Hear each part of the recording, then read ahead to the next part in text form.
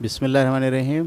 آج ہم تیسرے پارے کا آخری چوتھائی حصہ مطالعہ کریں گے۔ اس حصے میں بھی سورہ آل عمران جاری ہے۔ میں شروع کرتا ہوں۔ بسم اللہ الرحمن الرحیم۔ اے اہل کتاب، تم ابراہیم کے بارے میں کیوں جھگڑتے ہو؟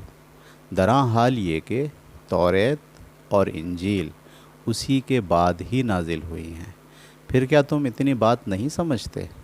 یہ تم ہی لوگ ہو ان باتوں میں جھگڑ چکے جن کے بارے میں تمہیں کچھ علم تھا، مگر اب یہ اس بات میں کیوں جھگڑ رہے ہو جس کا تمہیں کچھ بھی علم نہیں ہے؟ اور حقیقت یہ ہے کہ ان سب حقائق کو اللہ جانتا ہے، مگر تم نہیں جانتے۔ ابراہیم نہ یہودی تھا اور نہ نصرانی، بلکہ ایک مسلم حنیف تھا، اور وہ ان مشرکوں میں سے بھی نہیں تھا۔ ابراہیم کے ساتھ نسبت کا زیادہ حق ان لوگوں کو پہنچتا ہے جنہوں نے اس کی پیروی کی، پھر یہ پیغمبر اس کے حقدار ہیں، اور وہ بھی جو ان پر ایمان لائے ہیں، اور اللہ تو انہی ایمان والوں کا ساتھی ہے۔ ایمان والو، ان اہل کتاب کے ایک گروہ کی تمنا ہے کہ کسی طرح تمہیں صحیح راستے سے ہٹا دیں، اور حقیقت یہ ہے کہ اس طرح وہ اپنے آپ ہی کو گمراہی میں ڈال رہے ہیں، مگر نہیں سمجھتے۔ اے اہل کتاب، تم اللہ کی آیتوں کے منکر کیوں ہوتے ہو؟ درا حال یہ کہ تم ان کے گواہ ہو۔ اے اہل کتاب، تم حق کو باطل میں کیوں ملاتے ہو اور کیوں حق کو چھپاتے ہو؟ درا حال یہ کہ تم جانتے ہو۔ اور اہل کتاب کا ایک گروہ کہتا ہے کہ مسلمانوں پر جو کچھ نازل ہوا ہے اس پر صبح ایمان لاؤ اور شام کو اس کا انکار کر دیا کرو، تاکہ وہ بھی برگشتہ ہوں، اور اپنے مذہب والوں کے سوا کسی کی بات نہ مانا کرو۔ ان سے کہہ دو اے پیغمبر کہ ہدایت تو اصل میں اللہ کی ہدایت ہے، اس لیے کسی کی بات نہ مانا کرو کہ مبادا اس طرح کی چیز کسی اور کو بھی مل جائے جو تمہیں ملی ہے، یا تم سے وہ تمہارے پروردگار کے حضور میں حجت کر سکیں۔ ان سے کہہ دو کہ فضل تو اللہ کے ہاتھ میں ہے، جسے چاہتا ہے عطا کر دیتا ہے، اور اللہ بڑی وسعت اور بڑے علم والا ہے۔ وہ جس کو چاہتا ہے اپنی رحمت کے لیے خاص کر لیتا ہے، اور اللہ بڑے فضل والا ہے۔ تم ان سے توقع رکھتے ہو کہ تمہارے پیغمبر کے معاملے میں یہ انصاف کی بات کہیں گے، اور ادھر صورتحال یہ ہے کہ اہل کتاب میں وہ لوگ بھی ہیں کہ اگر تم مال و دولت کا ڈھیر ان کے پاس امانت رکھ دو تو وہ تمہیں ادا کر دیں گے، اور ان میں وہ بھی ہیں کہ اگر تم ایک دینار بھی ان کی امانت میں دے دو تو جب تک ان کے سر پر سوار نہ ہو جاؤ وہ اس کو تمہیں ادا نہ کریں گے۔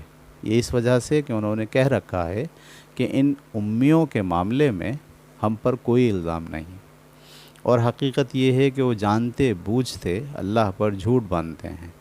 ہاں، کیوں نہیں، اللہ کا طریقہ تو یہ ہے کہ جو اس کے عہد کو پورا کرے گا اور پرہیزگار رہے گا وہ اسے محبوب ہے، اس لیے کہ اللہ پرہیزگاروں سے محبت کرتا ہے۔ اس کے برخلاف جو لوگ اللہ کے عہد اور اپنی قسموں کو تھوڑی قیمت پر بیچ دیتے ہیں ان کے لیے آخرت میں کوئی حصہ نہیں ہے، اور اللہ قیامت کے دن نہ ان سے بات کرے گا، نہ ان کی طرف نگاہ التفات سے دیکھے گا، اور نہ انہیں گناہوں سے پاک کرے گا، بلکہ وہاں ان کے لیے ایک دردناک سزا ہے۔ اور ان میں وہ لوگ بھی ہیں کہ اللہ کی کتاب کو پڑھتے ہیں، پڑھتے ہوئے اپنی زبان کو اس طرح توڑتے مروڑتے ہیں کہ تم سمجھو کہ جو کچھ وہ پڑھ رہے ہیں وہ کتاب ہی کی عبارت ہے، درا حال یہ کہ وہ کتاب کی عبارت نہیں ہوتی، اور کہتے ہیں کہ یہ اللہ کی طرف سے ہے، درا حال یہ کہ وہ اللہ کی طرف سے نہیں ہوتا۔ اس طرح جانتے بوجھتے اللہ پر جھوٹ باندھتے ہیں۔ پھر یہی نہیں، وہ اللہ کے پیغمبر پر بھی جھوٹ باندھتے ہیں، اور نہیں سوچتے کہ کسی انسان کی یہ شان نہیں کہ اللہ اس کو اپنی کتاب دے اور اس کے مطابق فیصلہ کرنے کی صلاحیت اور نبوت عطا فرمائے۔ پھر وہ لوگوں سے یہ کہے کہ اللہ کے بجائے تم میرے بندے بن جاؤ۔ نہیں، بلکہ وہ تو یہی کہے گا کہ اے لوگو اللہ والے بنو، اس لیے کہ تم اللہ کی کتاب پڑھتے اور پڑھاتے ہو، اور نہ وہ تم سے یہ کہے گا کہ فرشتوں اور نبیوں کو اپنا رب بنا لو۔ تمہارے مسلمان ہو چکنے کے بعد کیا تمہیں کفر اختیار کرنے کے لیے ترغیب دے گا؟ اور انہیں یاد دلاؤ جب اللہ نے نبیوں کے بارے میں ان سے عہد لیا کہ میں نے جو شریعت اور حکمت تمہیں عطا فرمائی ہے، پھر تمہارے پاس کوئی رسول اس کی تصدیق کرتے ہوئے آئے جو تمہارے پاس موجود ہے، تو تم اس پر ضرور ایمان لاؤ گے اور اس کی مدد کرو گے۔ اس کے بعد پوچھا، کیا تم نے اقرار کیا اور اس پر میرے عہد کی ذمہ داری اٹھا لی ہے؟ انہوں نے جواب دیا تھا کہ ہم نے اقرار کیا۔ تو فرمایا کہ پھر گواہ رہو اور میں بھی تمہارے ساتھ گواہ ہوں۔ فرمایا کہ پھر اس کے بعد جو اس عہد سے پھریں گے تو وہی نافرمان رہیں گے۔ یہ پیغمبر اسی طرح آئے ہیں، تو کیا یہ لوگ اب اللہ کے دین کے سوا کسی اور دین کی تلاش میں ہیں؟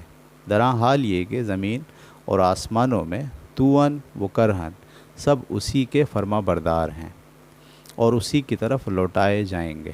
ان سے کہہ دو کہ ہم نے اللہ کو مانا ہے اور اس چیز کو مانا ہے جو ہم پر نازل کی گئی اور جو ابراہیم، اسماعیل، اسحاق اور یعقوب اور ان کی اولاد پر نازل کی گئی، اور جو موسیٰ اور عیسیٰ اور دوسرے سب نبیوں کو ان کے پروردگار کی طرف سے دی گئی ہے۔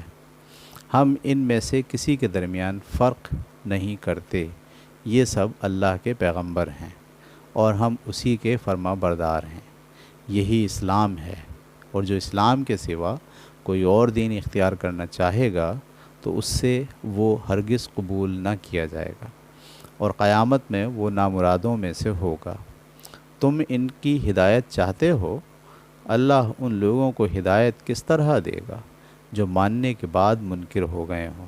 درا حال یہ کہ وہ اس بات کے گواہ ہیں کہ یہ رسول سچے ہیں، اور ان کی سچائی پر گواہی کے لیے ان کے پاس کھلی ہوئی نشانیاں آ چکی ہیں، اور حقیقت یہ ہے کہ اللہ اس طرح کے ظالموں کو ہدایت نہیں دیتا۔ یہی ہیں کہ جن کی سزا یہ ہے کہ ان پر اللہ اور اس کے فرشتوں اور تمام انسانوں کی لعنت ہے، یہ اسی میں ہمیشہ رہیں گے، نہ ان کے عذاب میں کمی ہوگی اور نہ انہیں مہلت دی جائے گی۔ ان میں سے البتہ جو اس کے بعد توبہ اور اصلاح کر لیں وہ اس سے محفوظ رہیں گے، اس لیے کہ اللہ بخشنے والا ہے اور اس کی شفقت ابدی ہے۔ اس کے برخلاف جو ماننے کے بعد منکر ہو گئے اور پھر اپنے اس انکار میں بڑھتے چلے گئے یہاں تک کہ آخری وقت آ گیا، ان کی توبہ ہرگز قبول نہ ہوگی، اور وہی در حقیقت راہ سے بھٹکے ہوئے ہیں۔ اسی طرح جو منکر ہوئے اور اسی انکار کی حالت میں دنیا سے رخصت ہو گئے، ان میں سے کوئی اگر اپنے آپ کو سزا سے بچانے کے لیے زمین بھر سونا بھی فدیے میں دے دے تو اس سے ہرگز قبول نہ کیا جائے گا۔ یہی ہیں جن کے لیے دردناک عذاب ہے، اور وہاں وہ اپنا کوئی مددگار نہ پائیں گے۔ یہ تھا جناب تیسرے پارے کا آخری چوتھائی حصہ۔ اللہ تعالی ہمیں سمجھنے کی اور اس پر عمل کرنے کی توفیق عطا فرمائے۔ کل سے ہم انشاءاللہ چوتھا پارہ شروع کریں گے۔ کل تک کے لیے اجازت دیجیے۔ اللہ حافظ۔